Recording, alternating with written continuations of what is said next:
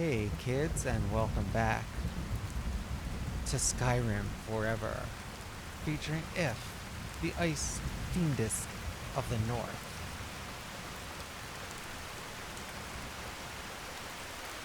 Okay, well, we had a mystery of a ghost that was haunting this place last episode, who turned out not to be a ghost, just kind of like a prankster or a...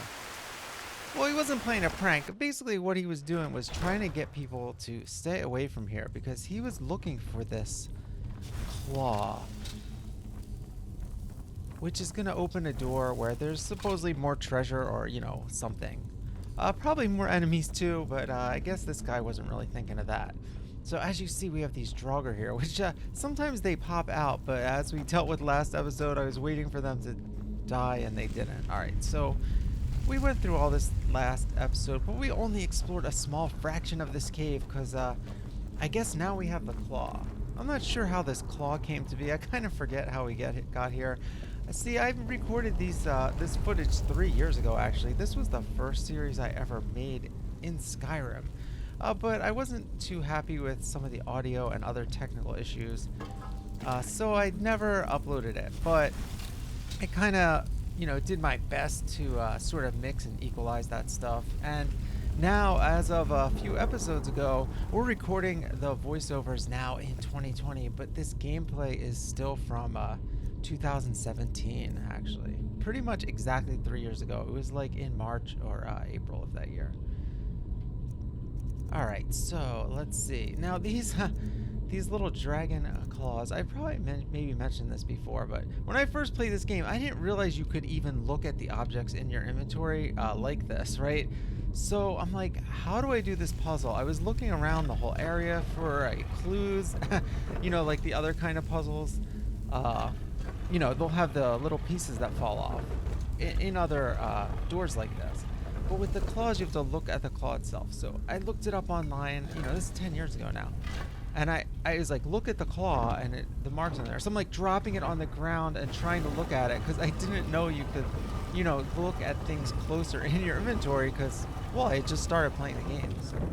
So, anyway, that was a long time ago. So we have the claw. I forget the backstory here of, I guess we just already had it, or maybe the tavern owner had it.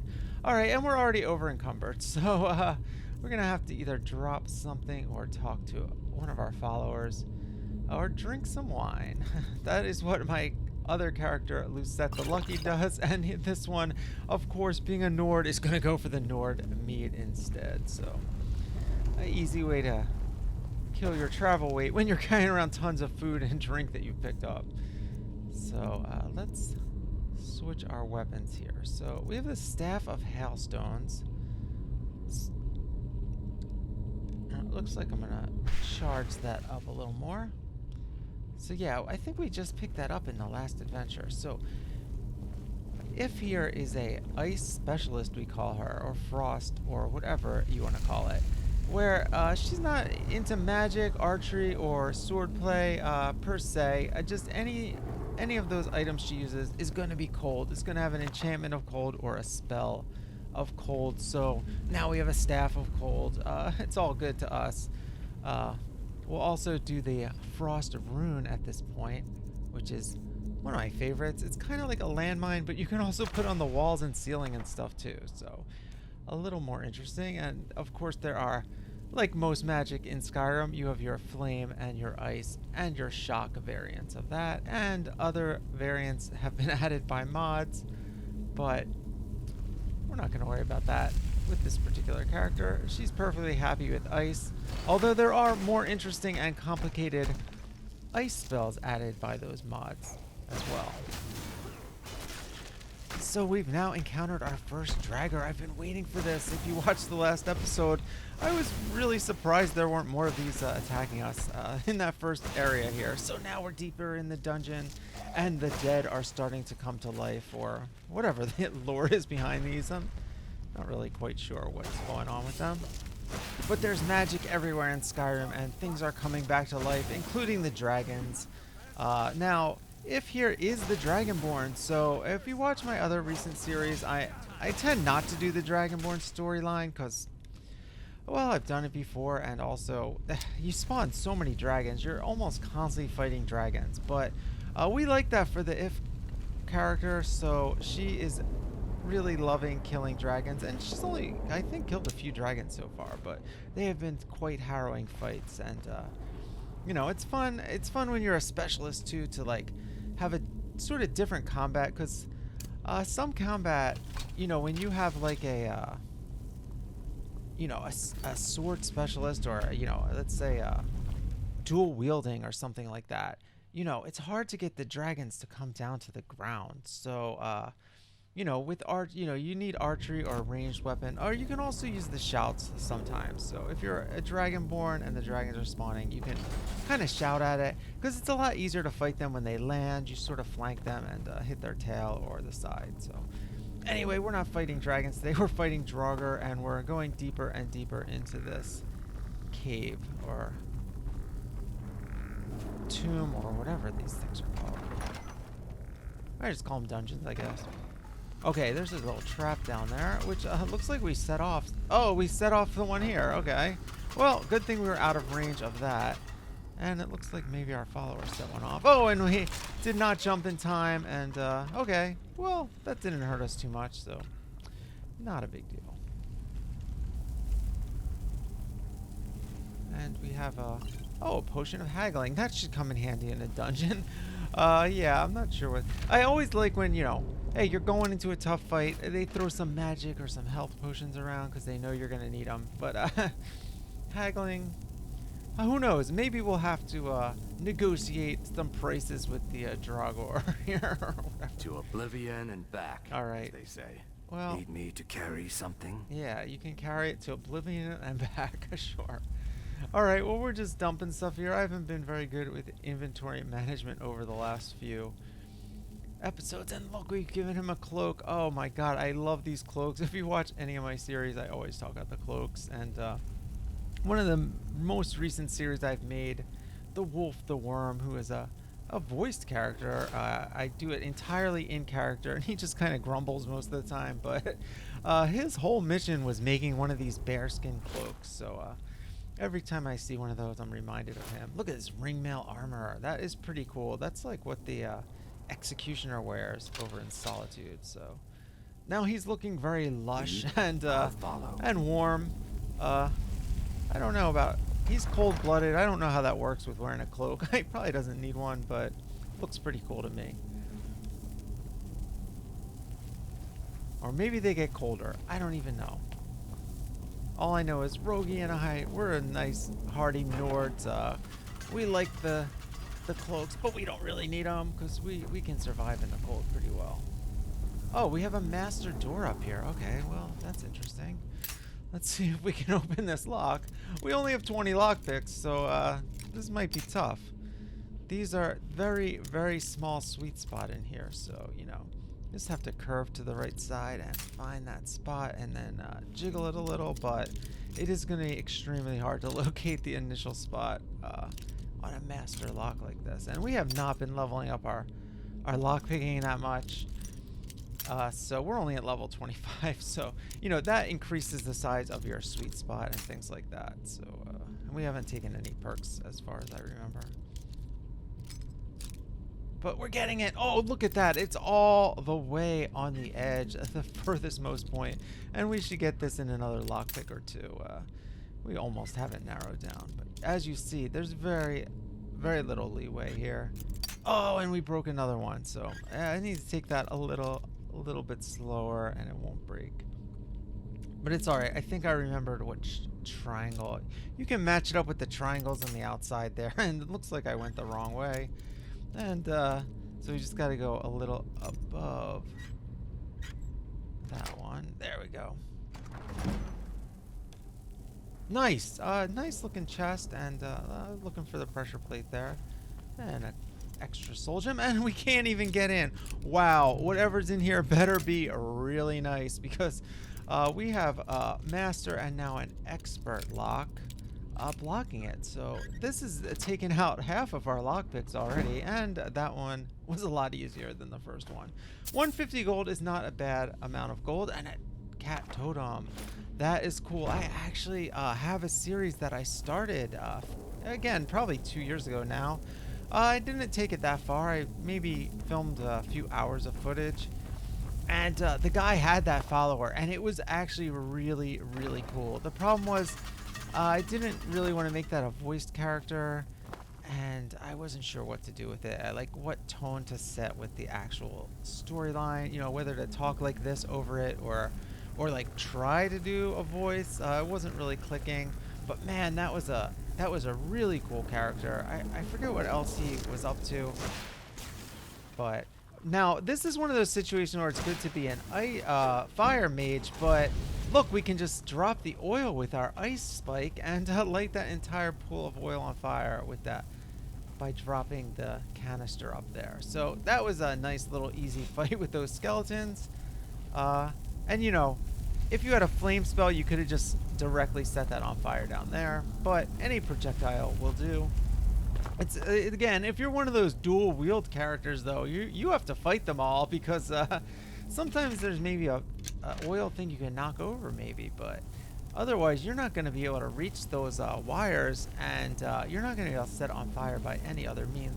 Well, I guess you could be carrying a torch also, so then you have to get really close to it, so that could light you on fire and literally backfire on you. So anyway, we have more Draugr to fight, so these we have to fight up close and personal, but let's get a tiny bit of space to our little icy breath to freeze them in place for a second. And look at it, he slid down. That was the coolest thing I've seen in this series, actually. We're an ice specialist. We just froze that ramp, and the Draugr literally slid down as if it was a ski slope. So that was really cool. And now we found a ruby. That's a nice precious gem to find. Okay. Oh, this is really fun. A nice good old-fashioned dungeon crawl. And we are finding tons of treasure in this one. So let's search some more of those urns. I guess we can't search that kind of urn.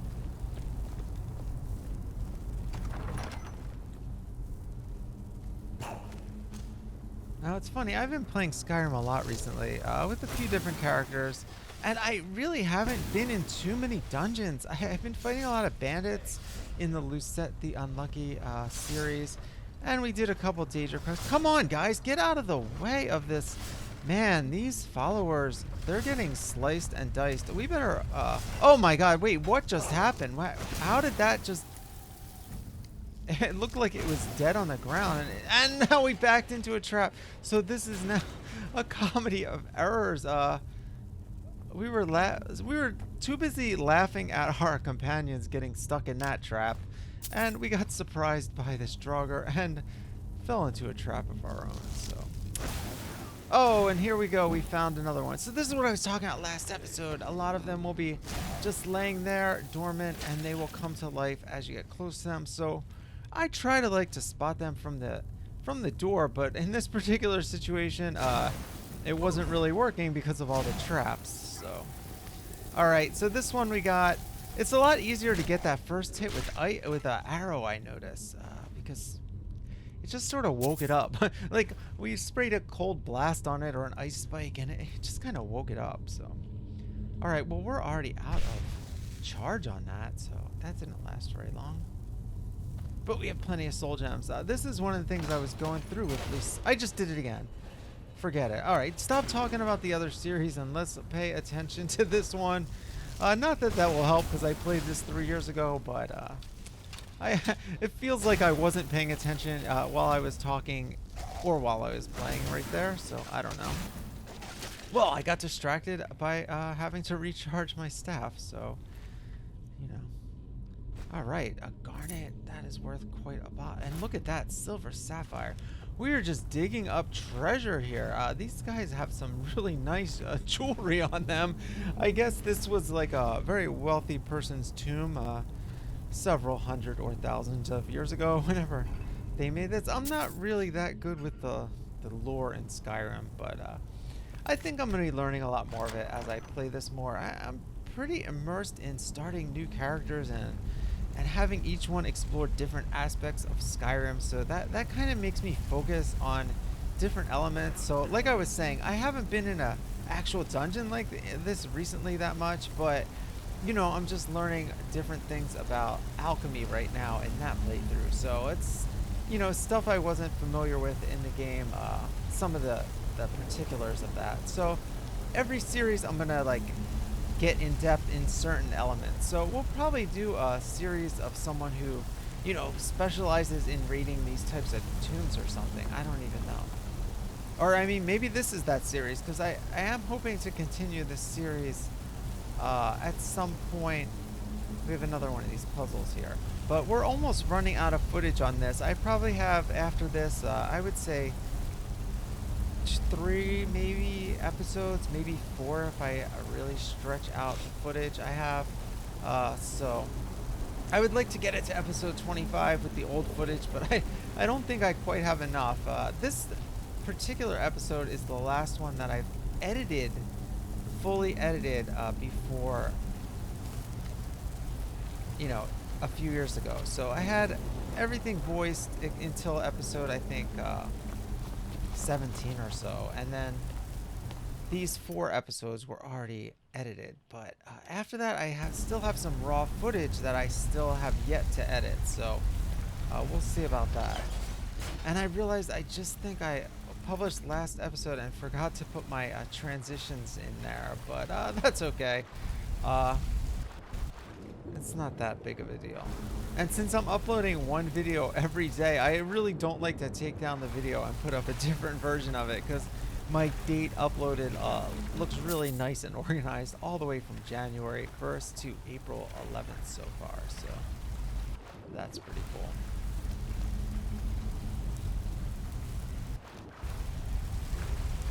Alright, well, we're kind of stuck in here, so I think there's a tunnel underneath we might have to go to.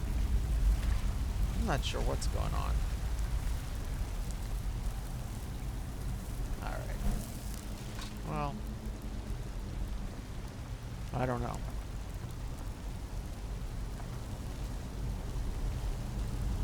Well, we're looking for these pieces, so we have to figure out, like, where the fallen pieces are of this. Usually they're either in another room, or maybe 1 or 2 of them has fallen off the wall, so you have to find the emblems. I got a little distracted in my talking, so alright. We gotta go back. I think I just basically walked around a little more and didn't want to include that footage, so... Oh. Well, it's already open. We didn't even need to do anything there. Like, maybe just open the door, right? So yeah, that was weird. Okay. Usually, yeah, you have to, you know, pick one of the 3 icons on there and get them in the right order, and then it'll open the door for you, but I guess it's the opposite. Probably the clues are in this room, and we have to, you know, open some other door or something. Alright, this is a pretty tough fight, and it is fighting frost with frost, so I think it's pretty resistant to our frost, so let's try to slice it a little. And we're about to die, but we have the upper hand with this battle axe, and we have done it with, well, we still had about a quarter to a third health left, so not that bad. Alright, so now let's look around. Okay, well, this puzzle was a little easier than I thought. We didn't have to go exploring the cave. It was literally right here behind the door. Alright, so we leveled up also. Well, that one's missing. And we only have one of them. Okay. Well, maybe it is harder than I thought. So we have the whale. Why is... I never understood the whale. But I guess there's boats and stuff, so... I've seen whales before. And the other one's a snake. Now, that's one thing I wish they had in Skyrim is giant snakes. Like, if you think back to the original sword and sorcery masterpiece, Conan the Barbarian, he's always fighting giant snakes in that. So, I always wanted to see that in Skyrim, but I would assume from a technical, graphical standpoint, they're probably pretty hard to use. So, you know, they have to be super long, slithering through these caves. It's basically like a dragon, but thinner. But you know, there's a reason the dragons are outside and not inside. So, all right. I don't know what this is. Quite the puzzle here. This thing is some type of trap. So I guess that bridge will come down when we do this.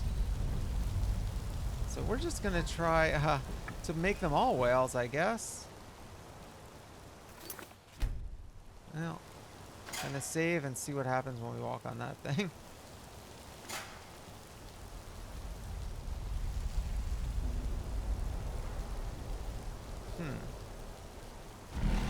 Oh, look at that. Okay. Okay, this is quite a complicated variation of this puzzle. So there, that one's a snake. So we just had to get the one right, and then when we stand on this, it exposes the other ones. Okay, there we go. We got it. All right. Well, that was interesting. There we go. And I think I might have to look again, because I remember right now actually what they all were, but I guess back then, oh, maybe I did. Okay. That one was a snake. And we're good, and we made it across this bridge. Okay. So yeah, that took a lot longer than it should have, but well, it's cool to have a little puzzle in the game, I guess, in between all the fighting. So this makes it a little more variety than just shooting Draugr with our ice spike. And look at that. That was really cool. And looks like the kill cam didn't quite do the kill part there, but that was really cool. Really nice angle there on both the shot and the reception. Looks like something was going on with my my windows when I was filming this episode. So, oh, here we go. We stepped on a trap again and jumped out of the way just in time. Oh, this one's not gonna fool us. Wow, we are really getting fooled by these. Oh, and this is the worst one anyway, because now what happens is those rocks fall anyway, right? So you set off the rocks by doing that. And now our followers are actually going to get hurt by those rocks. If they even walk anywhere near them, it does like a little bit of damage. So it's pretty funny, actually.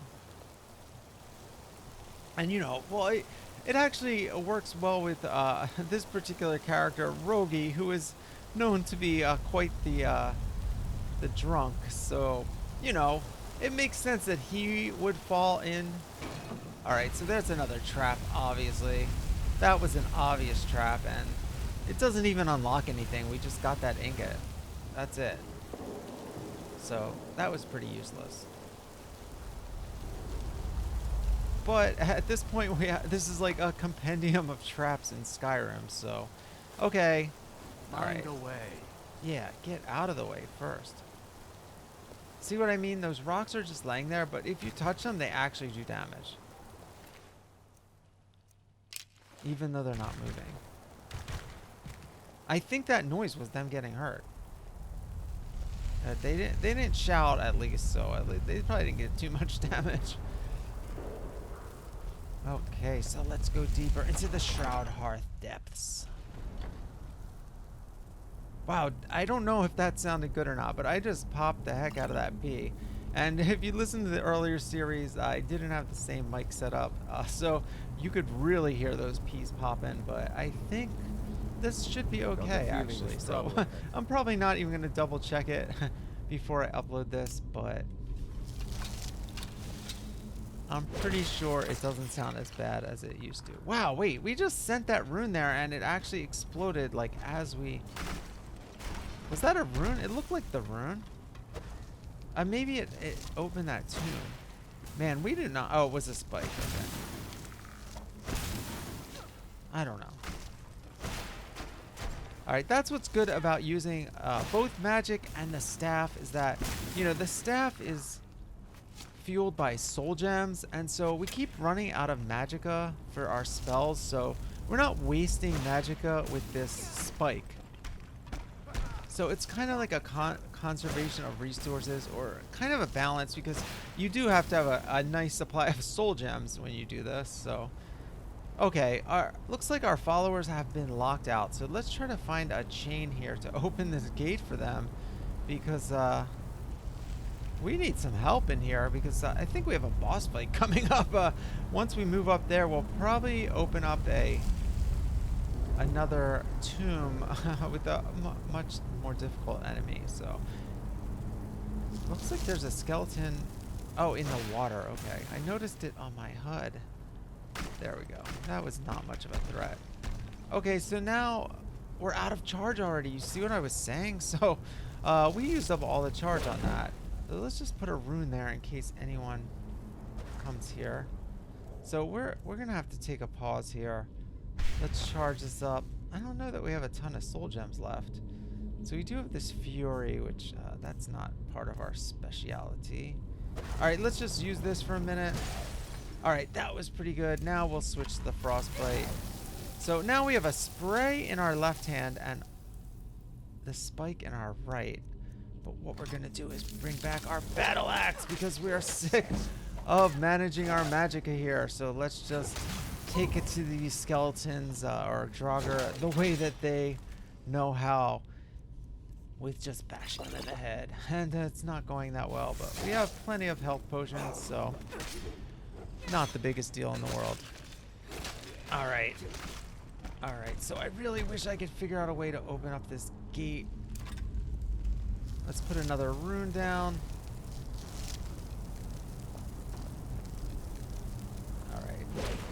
There we go. So now this will at least stun our enemies if they try to attack behind us, and also, you know, probably won't kill them, but at least do a little bit of damage so it's not that hard to finish them off. Alright. I guess we'll loot. So yeah, usually there is a chain right by the side there, and since it's dark I keep checking the same spots. But I guess the chain could be anywhere. It could be up there, or it could be over to the sides more.